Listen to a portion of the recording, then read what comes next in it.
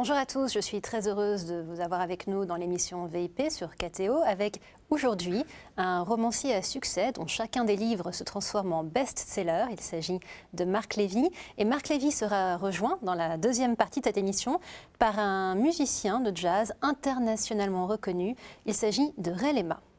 Marc Lévy, bonjour. Bonjour. Merci d'être avec nous aujourd'hui. Merci à vous. Vous venez de publier aux éditions Robert Laffont Un sentiment plus fort que la peur. Alors, je vais raconter très brièvement l'histoire. C'est l'histoire d'une jeune femme, Susie Baker, qui retrouve dans l'épave d'un avion des documents assez compromettants, on va dire. Et alors après, ça fait entrer en ligne de compte des réseaux parallèles. Voilà, c'est ce côté roman d'espionnage, c'est quelque chose dont vous aviez envie depuis longtemps. En fait, c'est un thriller journalistique. C'est-à-dire que cette jeune femme, c'est un roman qui raconte l'histoire de trois femmes, dont une seule apparaît réellement dans le roman, qui sont liées par un moment de leur vie au même âge et par un lien de famille. Donc l'une a 40 ans dans les années 60, l'autre, sa fille, 20 ans plus tard, et la dernière, aujourd'hui. La plus âgée des trois a été accusée de haute trahison et elle a été exécutée, incriminée de haute trahison aux États-Unis. 46 ans après, sa petite fille découvre dans l'épave d'un avion un document qui pourrait innocenter sa grand-mère, qu'elle n'a jamais connue en tant que grand-mère, mais qui a été son idole et qui pourrait qui pourrait réhabiliter l'honneur de son nom. Et elle va mener une enquête. Et la surprise du roman, c'est que, en essayant de rétablir l'honneur de sa famille, elle se rend compte que la vérité qu'elle approche est une vérité qui continue énormément à déranger. Et voilà. Qu'est-ce qui vous a donné envie d'écrire ce roman? Est-ce qu'il y a un événement qui vous a particulièrement inspiré? Deux. Alors, d'abord, il y a un événement réel, c'est que le glacier du Mont Blanc a véritablement restitué 46 ans après le crash du Kanchenjunga, qui était un Boeing 707 d'Air India, un sac postal qui a ressurgi comme ça de la glace. Et à l'intérieur de ce sac postal se trouvait un courrier diplomatique des services secrets indiens et qui a été remis au gouvernement indien sans être ouvert. Et quand j'ai lu cette information, je l'ai trouvé terriblement romanesque et je me suis dit, ça c'est un départ de roman formidable. Et puis, sans défleurer l'aboutissement, parce que en fait, cette enquête journalistique que mène Susie Baker en compagnie de ce reporter journaliste va aboutir sur la révélation d'un scandale géopolitique. Et quand j'ai démarré le roman, le scandale dont je parle était pure fiction. Et puis comme je mène un travail d'enquête, très très rapidement, je me suis découvert qu'il avait vraiment existé. Alors que pour moi, c'était inconcevable. Et donc, quand j'ai su que cette histoire avait existé, qu'elle avait été absolument occultée et que la presse en avait très peu parlé, j'ai eu une envie folle de foncer vers cette découverte assez incroyable d'un projet qui a été réellement mis en œuvre et qui est lié, qui est très lié à l'actualité d'aujourd'hui. Alors ce roman, c'est votre 13e roman. 14e roman. Ouais. Donc vous avez tous publié tous vos romans chez Robert Laffont. Pourtant, rien ne vous prédestinait vraiment à l'écriture. Si j'ai bien compris, au début de votre carrière, vous travailliez dans une entreprise spécialisée dans l'importation de périphériques de sauvegarde de données. Donc a priori, on est très éloigné du métier de romancier. Puis vous avez un petit peu donné dans l'architecture aussi. Donc là aussi, on est assez loin de l'écriture. Est-ce que finalement, l'écriture, c'est quelque chose dont vous rêviez depuis très longtemps? Comme beaucoup de jeunes, j'avais écrit un manuscrit quand j'avais 17 ans, que je n'ai fait lire qu'à ma poubelle. Je suis assez content qu'elle ait été la seule à le lire et à le garder, parce qu'il était très mauvais. C'était l'envie de raconter des histoires, c'est-à-dire, vous savez, finalement, de façon très humble, c'est une envie assez comparable au plaisir que l'on peut avoir à se mettre en cuisine. C'est-à-dire qu'on va passer des heures dans une cuisine, finalement, pour préparer quelque chose dont la finalité est le partage avec les autres. Qu'est-ce que vous ressentez quand vous écrivez? Je crois que je ressens le bonheur du marionnettiste. C'est-à-dire le bonheur de donner vie à des personnages Alors je vous rassure, la schizophrénie n'est pas totale, je sais que ce sont des personnages de fiction. Mais je crois que c'est le plaisir c'est ça, c'est vraiment le plaisir du marionnettiste. C'est-à-dire que je n'imagine pas un marionnettiste sincère coucher sa marionnette dans sa boîte le soir sans lui souhaiter bonsoir, même si c'est une, vous voyez, même si c'est une marionnette de bois. Et cette plongée pendant l'écriture dans ce monde imaginaire, dans cet univers qui est celui du roman. Vous voyez, le roman démarre par une scène d'escalade en montagne et moi j'ai le vertige sur un escabeau. Et là, pendant le mois qu'il m'a fallu pour écrire cette scène, j'ai vraiment escaladé le Mont Blanc. Et j'ai eu froid et je suis tombé dans la crevasse avec eux et ça a été des mois de recherche pour trouver le vocabulaire juste, pour rechercher des témoignages d'alpinistes. Et puis il y a un moment où vous absorbez la connaissance des autres, cette connaissance des autres qu'eux-mêmes ont partagée au travers de leurs écrits. Vous vivez leurs sentiments un peu par procuration, quelque part, d'après ce que vous expliquez. Et alors, au-delà du partage que vous évoquiez, du partage avec vos lecteurs, qu'est-ce que ça vous apporte d'autre, l'écriture ?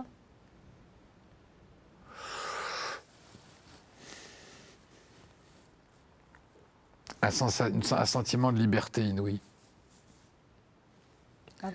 Parce que c'est un métier, finalement, qui ne dépend de personne.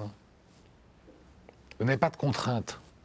C'est-à-dire quand vous êtes cinéaste et que vous écrivez dans un scénario 300 cavaliers traversaient la place du Trocadéro, vous avez à peu près perdu tous les producteurs français. Vous voyez.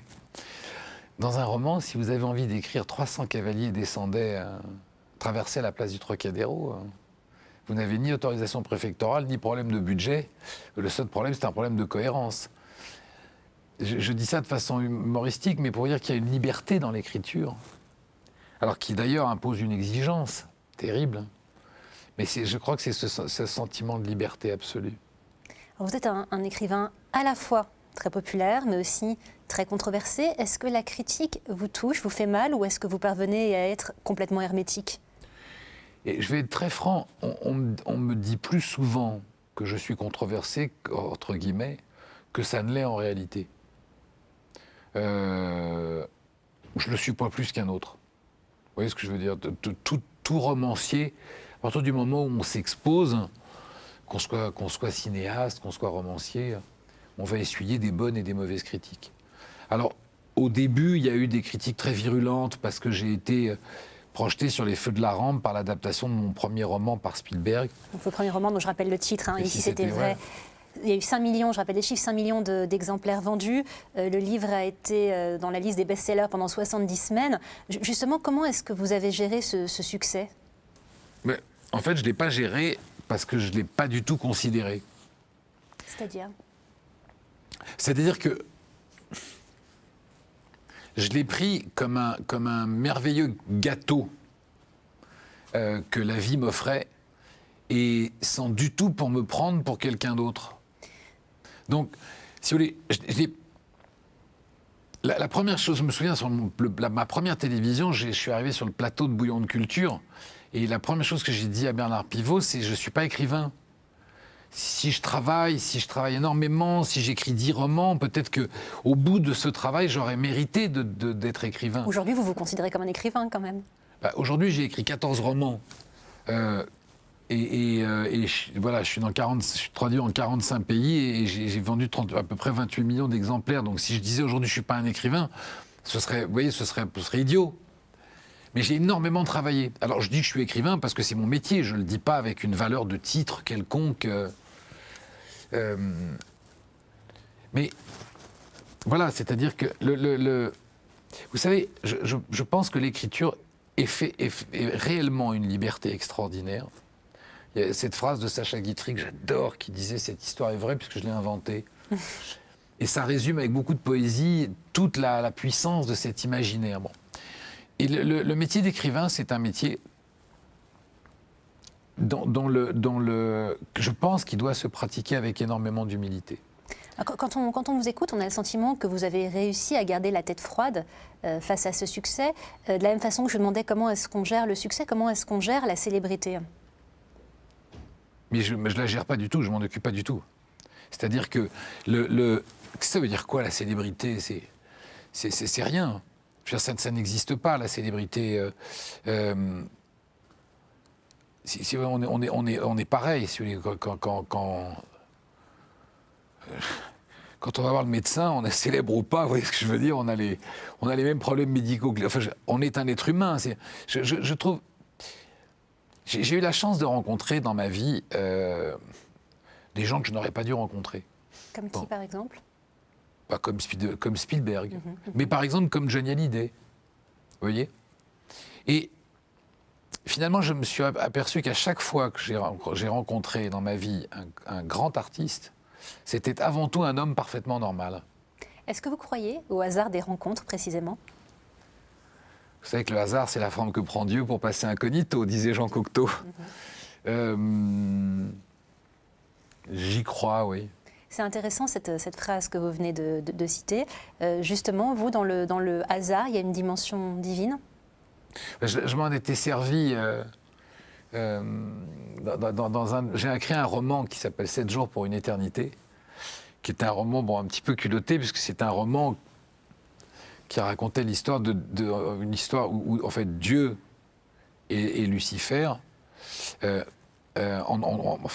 sont fatigués de cette rivalité entre le bien et le mal, et puis ils ont surtout l'impression l'un et l'autre de finir par perdre tout contrôle sur l'homme, vous voyez, sur le destin de l'humanité. Donc Dieu propose un pari à Lucifer et lui dit, écoute, on va envoyer sur Terre nos 2 meilleurs agents pendant 8 jours, ton meilleur démon et moi mon meilleur ange.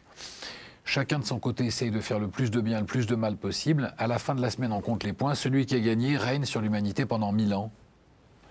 Pendant le prochain 1000. Et quand ils organisent ce concours, Dieu et Lucifer, ils ont pensé à tout sauf à une seule chose, c'est que l'ange et le démon allaient se rencontrer et tomber fou amoureux l'un de l'autre. Et évidemment, à partir du moment où ils se rencontrent et où ils tombent amoureux l'un de l'autre, la seule chose qu'ils ne veulent pas, c'est rentrer chez eux. Vous, précisément, quel est votre rapport à la religion, à la foi, à la spiritualité? Alors, j'ai la foi et je n'ai jamais voulu la contraindre dans une religion. C'est-à-dire que pour moi, la foi est d'une telle pureté que je n'ai jamais réussi à la contraindre. Alors c'est peut-être cet amour fou de la liberté que j'ai en tout domaine, mais si vous voulez, je n'ai pas besoin de rentrer dans un temple pour ressentir ma foi. Justement, quand on parle de foi, est-ce qu'il y a des figures qui vous marquent tout particulièrement? Mais ce sont des figures humaines. Oui. Pasteur, Louis Pasteur. Pour quelle raison? Parce que c'est un personnage c'est un personnage. Parce que c'est un homme dont le travail et la dévotion a sauvé des millions de vies. Et avec une humilité dans son travail, une détermination et un courage qui reste aujourd'hui un modèle pour des milliers de chercheurs et qui reste aujourd'hui une locomotive pour des milliers de chercheurs qui continuent dans une humilité remarquable à sauver des millions de vies par les travaux qu'ils accomplissent.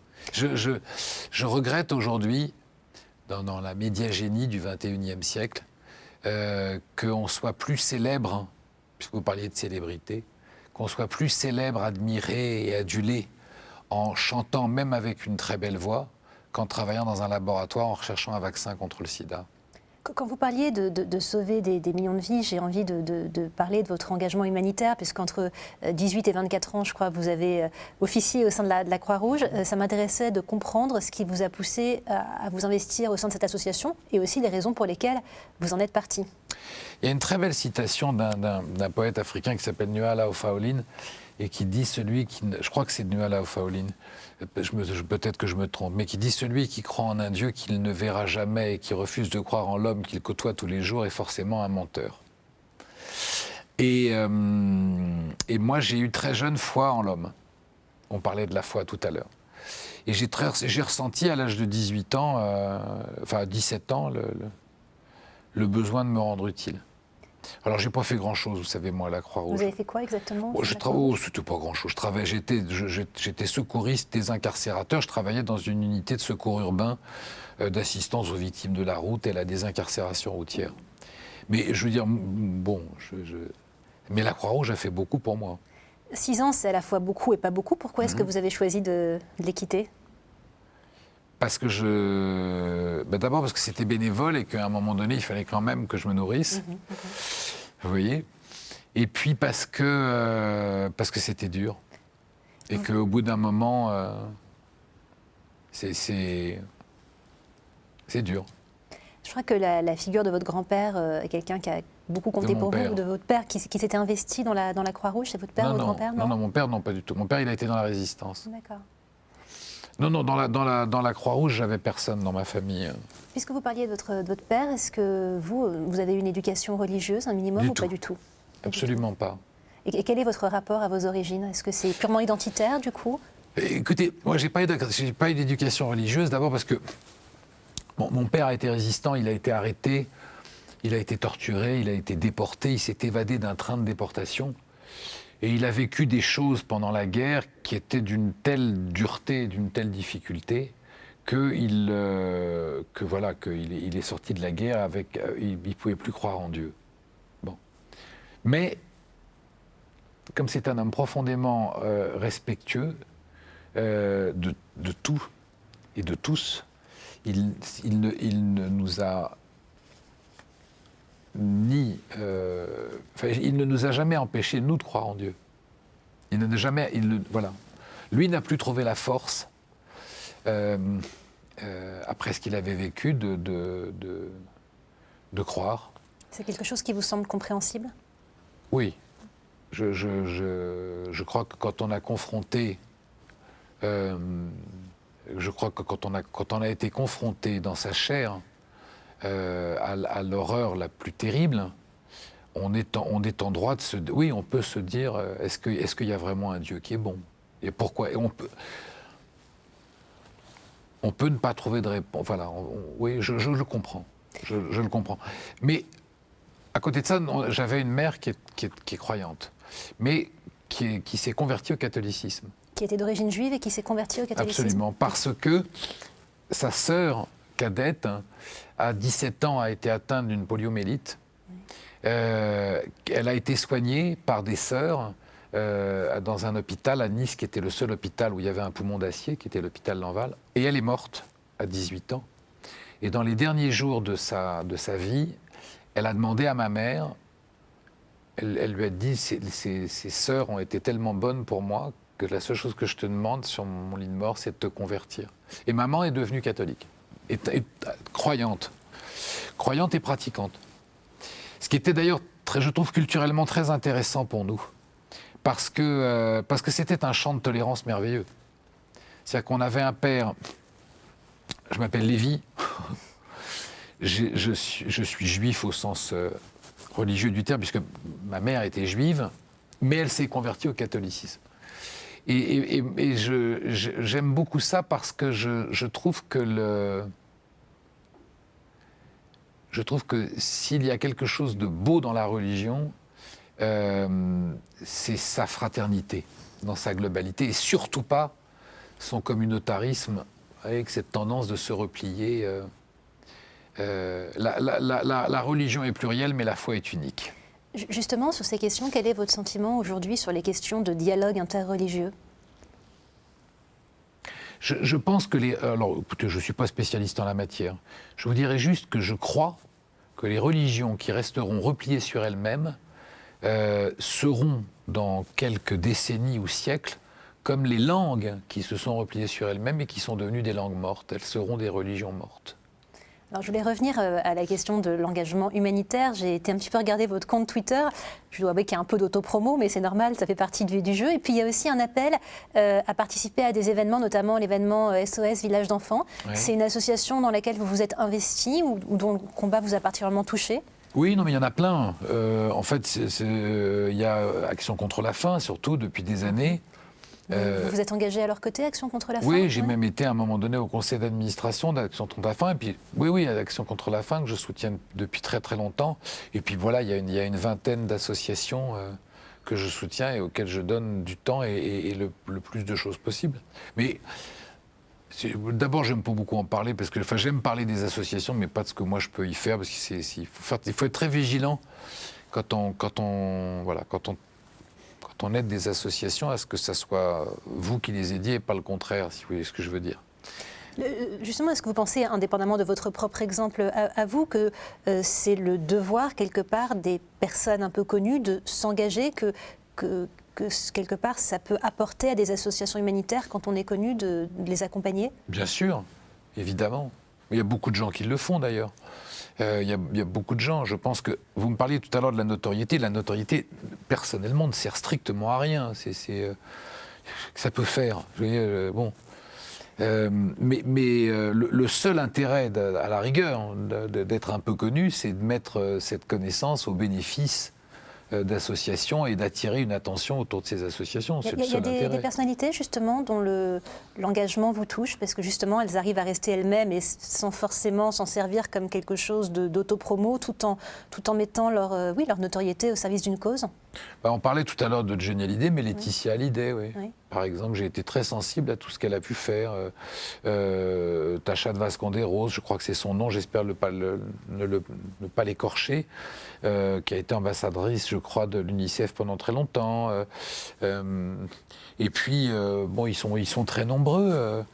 Le travail qui est fait autour des Restaurants du Cœur est quand même assez extraordinaire, et puis d'une efficacité.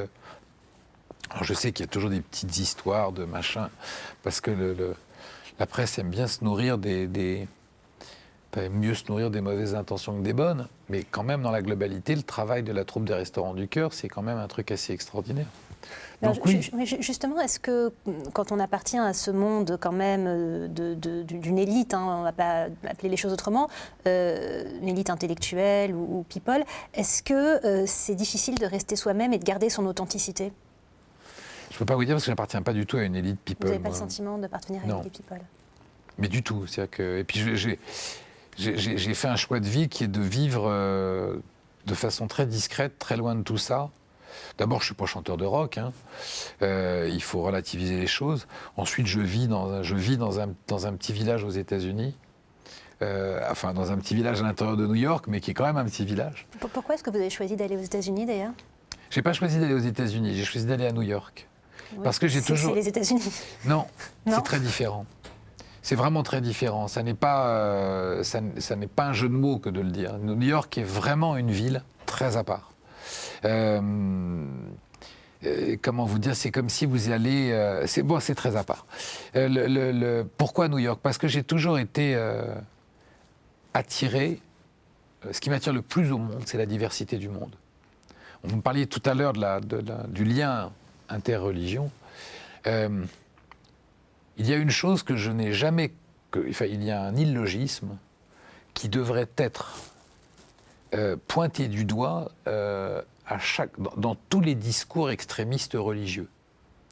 Une contradiction majeure. Si l'on accorde à Dieu d'avoir créé le monde, on doit accorder à Dieu le fait de l'avoir créé dans sa diversité, d'avoir décidé que nous serions tous différents les uns des autres. Donc, tout être qui, au nom de Dieu, veut détruire la différence pour la ramener à sa propre différence est forcément lui aussi un menteur.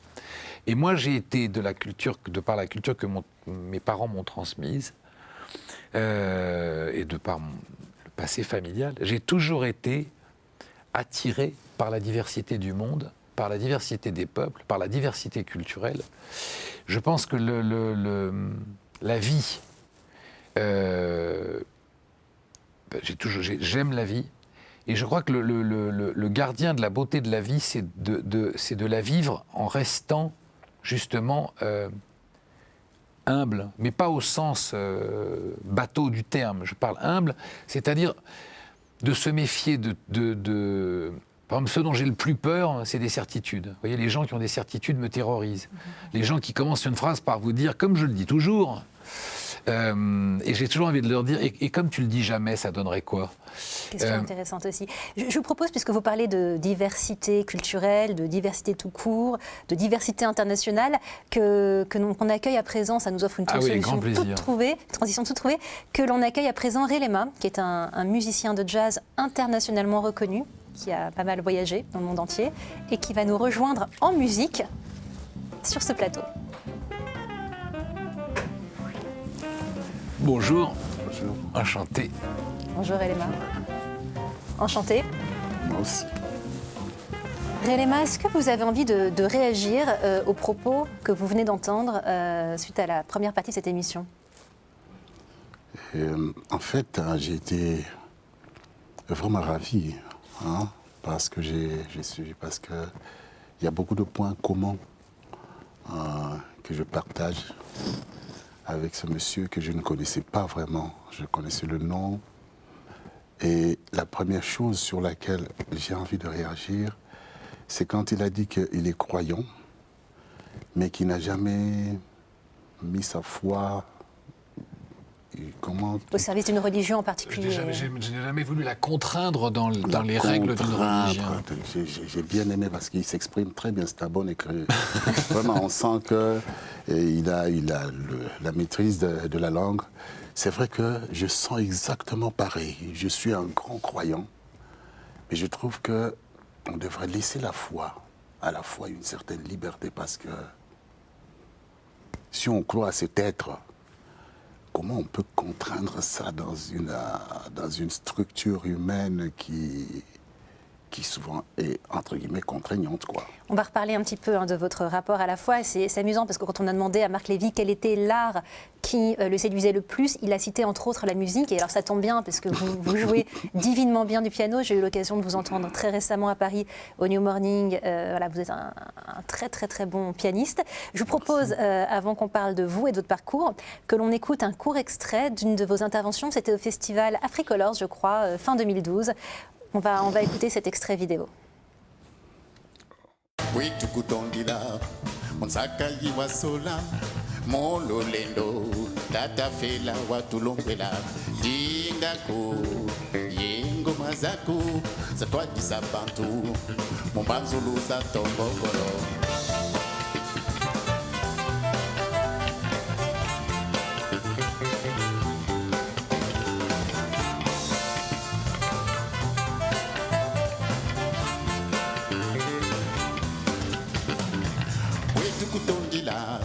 Monsaka yiwa sola, molulendo, tata fela watulombela, dingako, yengo mazako, zatwa isabantu, mombanzolo za tombokolo.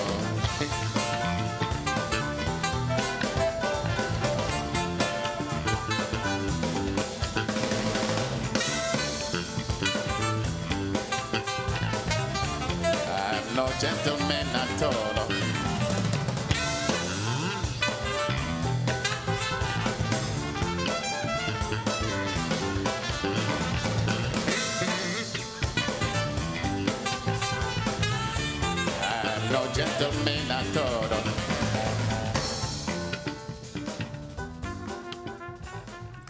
Marc Lévy, comment est-ce que vous avez envie de réagir à ce que vous venez d'entendre?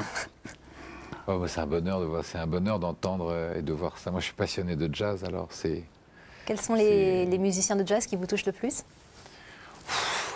Je déteste répondre à ça parce qu'il y en a tellement, et à chaque fois je me dis pourquoi j'ai dit ça, mais bon, Thelonious Monk, j'aime le jazz et il y a des tas d'artistes de jazz que j'aime dont les noms sont pas connus. Mais quand j'étais gosse, quand j'étais jeune, je vivais à Nice et tous les ans on avait le festival de jazz dans les arènes de Cimiez. C'était le meilleur moment de l'année. Et avec mon cousin, on y passait nos nuits. Donc ça c'est merveilleux. Ça c'est vraiment ce que je préfère au monde. Bah écoutez, ça tombe bien. Relema, vous êtes né en 1946 en République démocratique du Congo. Jusqu'à quel âge est-ce que vous avez vécu là-bas? J'ai vécu là-bas jusqu'en 79. D'accord. Et pourquoi est-ce que vous avez fait le choix de quitter ce pays? C'est suite à un désaccord avec mon gouvernement. D'accord. Ouais, je venais d'être directeur de musique du Ballet national congolais. Et ensuite, ils sont revenus à la charge pour me demander d'être le directeur musical d'un opéra national qui devait chanter Mobutu. Et là, Ça a été difficile. Là, c'est le genre de truc auquel je ne marche pas, quoi. Où est-ce que vous avez appris la musique?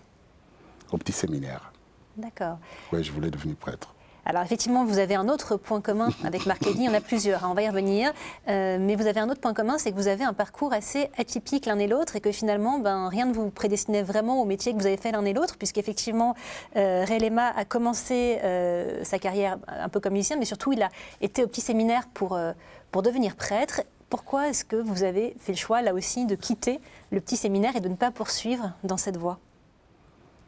Mais c'est par ça qu'on a commencé la rencontre. C'est parce que déjà à cet âge, j'ai eu un malaise par rapport à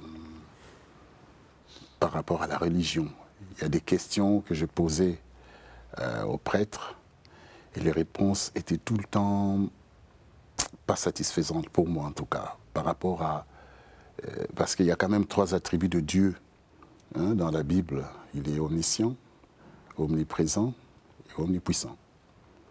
Et quand on a ces 3 attributs, je ne parvenais pas à comprendre la place qu'on donnait à Satan. Je leur demandais ça chaque fois, je dis, mais excusez-moi mon père, est-ce que Dieu est vraiment omnipotent? Il dit, ah oui, oui, oui. J'ai dit, et omniscient aussi? Il dit, ah oui. Et omniprésent?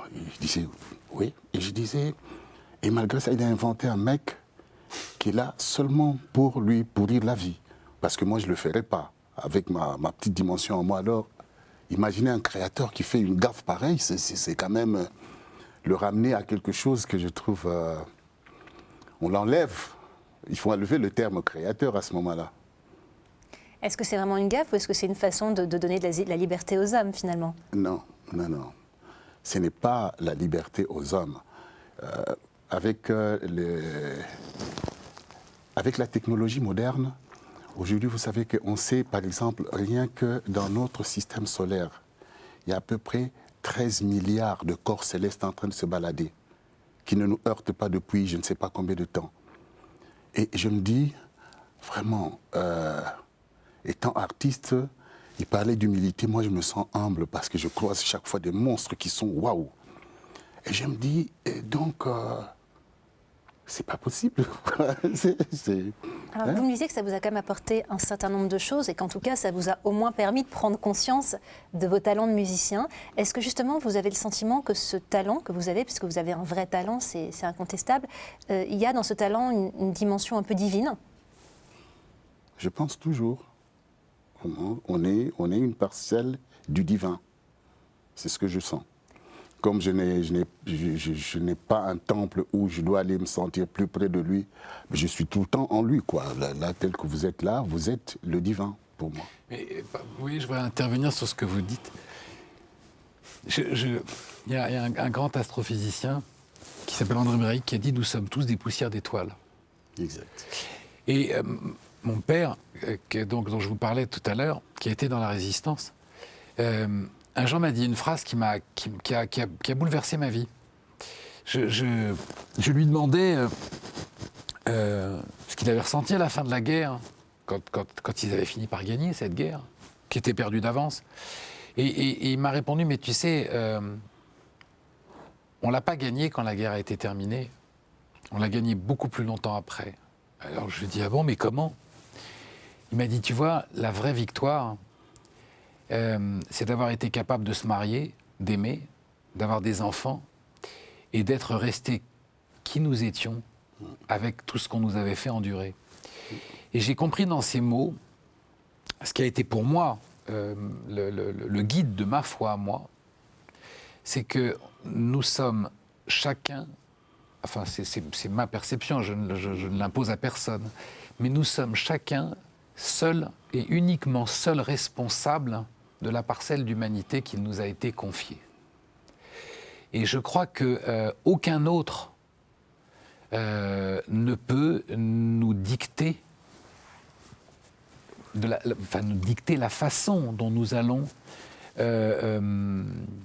mériter cultiver et préserver cette parcelle d'humanité. Et je pense qu'il suffit d'un quart de seconde d'inattention pour la perdre. C'est-à-dire que, toujours un jour, j'ai demandé un jour à mon père, papa, c'est quoi d'être un homme? Et mon père m'a fait cette réponse que je n'oublierai jamais. Il m'a dit, mais tu sais, ce qui est dur, c'est pas d'être un homme, c'est de le rester toute sa vie.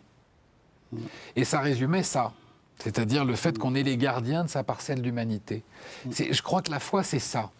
Il y a une dimension un peu de dignité humaine aussi dans ce que vous évoquez, de rester homme, c'est rester digne finalement. Je ne crois pas que c'est parce qu'on va tout à coup un jour craquer sur une tranche de saucisson ou parce qu'on n'aura pas envie de manger du poisson le vendredi parce qu'on en a déjà mangé la veille, qu'on devient un infidèle ou un mauvais croyant.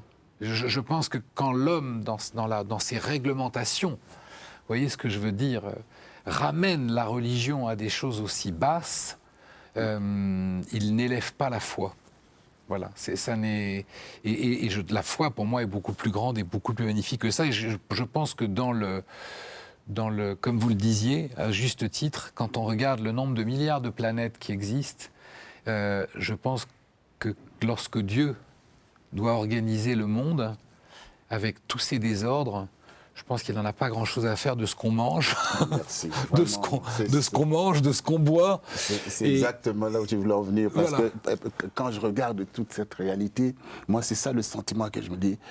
Quand même, un être qui gère tout ça, et il faut qu'il nous suive en disant « Oh, le petit salaud, je vais le coincer là cette fois-ci ». C'est ramener Dieu à quelque chose de trop mesquin, je trouve. Alors vous avez un autre point commun tous les deux, c'est que vous avez tous les deux une forte production. Marc Lévy, c'est une production de livres, vous, c'est une production d'albums, puisque vous venez de sortir votre 15e album, qui s'appelle Relema Quintet. 18e. 18e, je crois que c'est le 15e. Voilà, c'est une production encore plus importante que ce que... Non, je suis simplement plus âgé que lui. Que ce que je pensais. Simplement, vraiment, je n'ai aucun mérite. Je propose qu'on écoute de nouveau un court extrait d'un making-of, et puis après on a des extraits du concert live. On regarde ça tout de suite.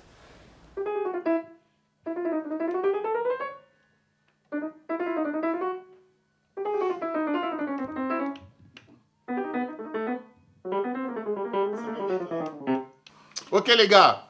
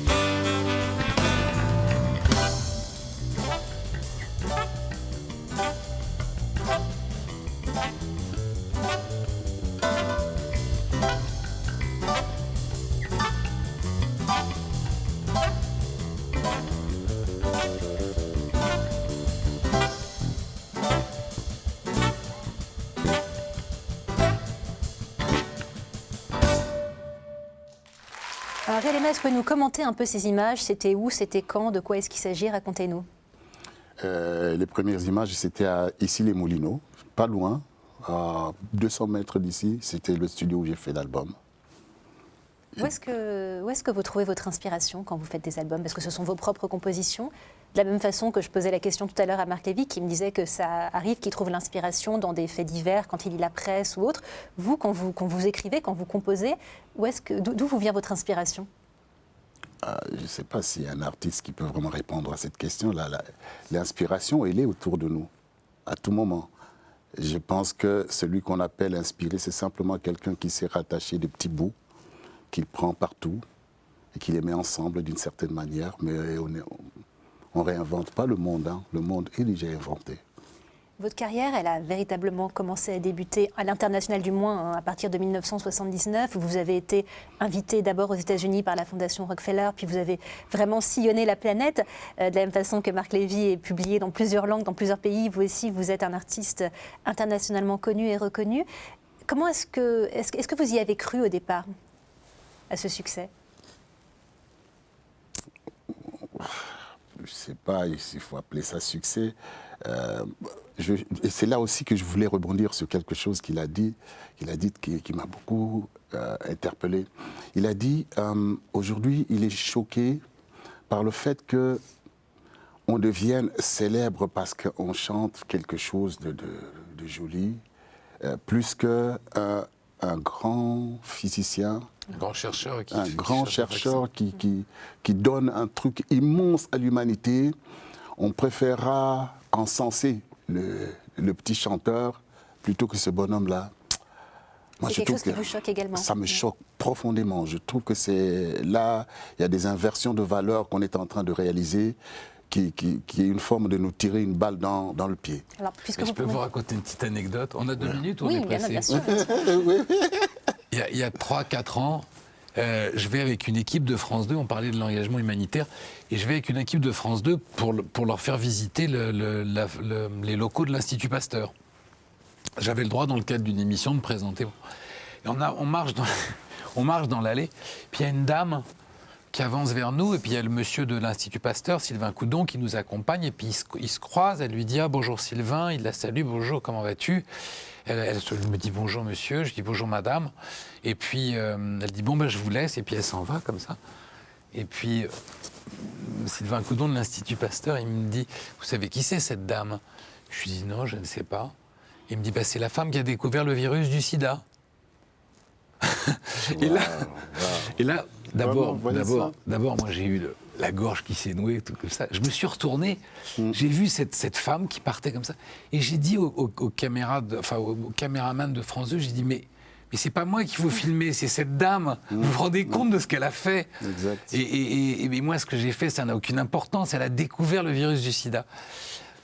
Bon, alors c'est ça, voilà. Vous parliez effectivement J'ai souvent le même malaise. Vous parliez d'inversion des valeurs, et là, effectivement, c'est un exemple assez probant, justement, puisque vous parlez de valeurs. Relema, quelles sont pour vous les valeurs qui comptent vraiment? L'humanisme. Je pense qu'il faut remettre l'humain au centre de l'affaire. Tout simplement.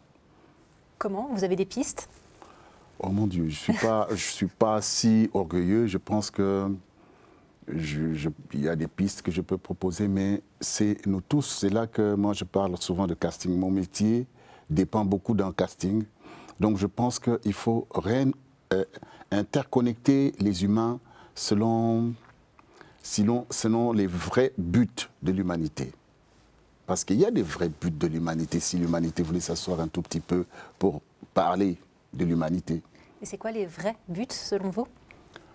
Je pense le découvrir un peu mieux, parce que quand je vois ce que nous en faisons aujourd'hui de son nom, c'est un peu terrifiant. Je trouve ça préhistorique. Vous parlez d'humain, alors vous, il vous arrive de jouer seul, en solo, au piano, on vous a vu à l'instant, en duo, à 3, à 4, c'est le fameux album Quartet. Finalement, la musique, c'est une aventure individuelle ou collective? C'est là aussi que j'ai eu...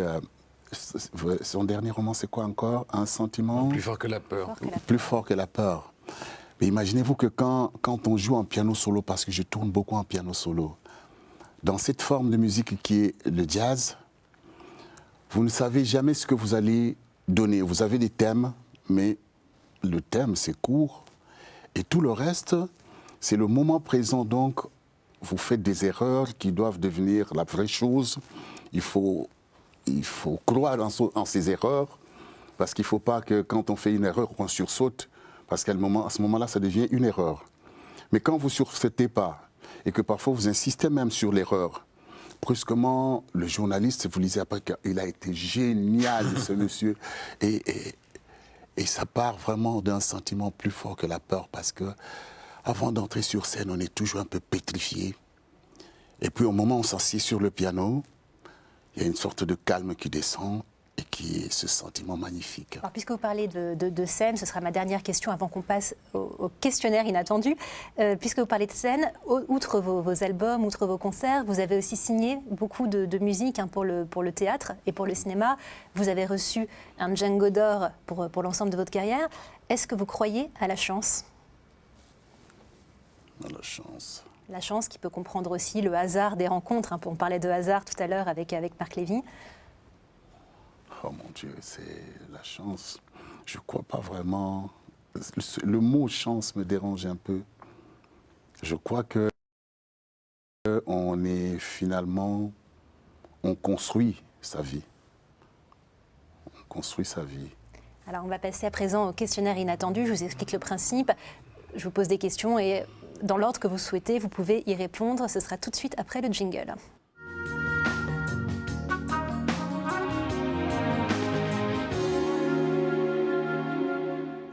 Quelle est l'œuvre que vous auriez aimé accomplir ? L'œuvre que j'aurais aimé accomplir, c'est de pouvoir amener l'éducation pour tous en Afrique. Vaste programme Je sais. et belle œuvre à réaliser. Et vous, Marc Lévy ? J'aurais aimé être médecin. Pour identifier des virus éventuellement. J'aurais aimé être chercheur, oui. Être chercheur. Ouais. Que diriez-vous à l'enfant que vous étiez quand vous aviez 10 ans ? Je lui dirais,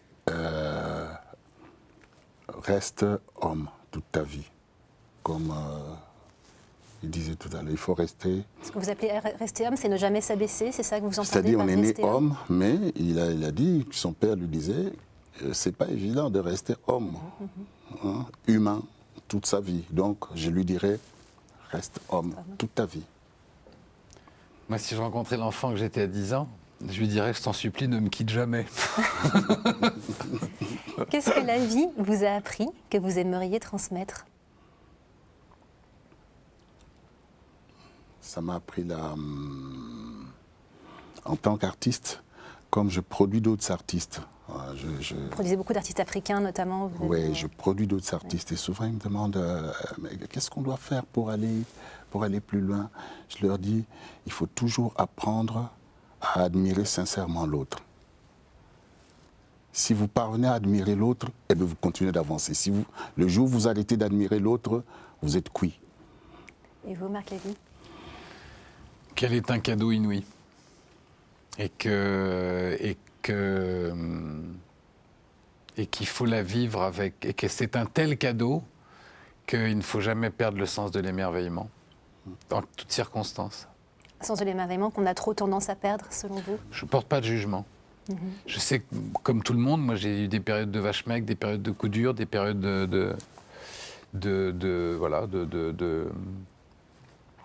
où on est KO par terre. Mais même quand on est KO par terre, il ne faut pas perdre cette étincelle d'émerveillement. Parce que la vie, qu'on parle de la vie, qu'on parle de la foi, c'est un émerveillement. Qu'est-ce que vous aimeriez faire que vous n'avez pas fait jusqu'à présent ? J'essaie d'éviter ce genre de sentiment en moi. J'essaie de vivre dans le présent et d'essayer toujours de garder mon émerveillement et ma reconnaissance par rapport à ce que j'ai et ce que Dieu m'offre dans mon présent, quoi.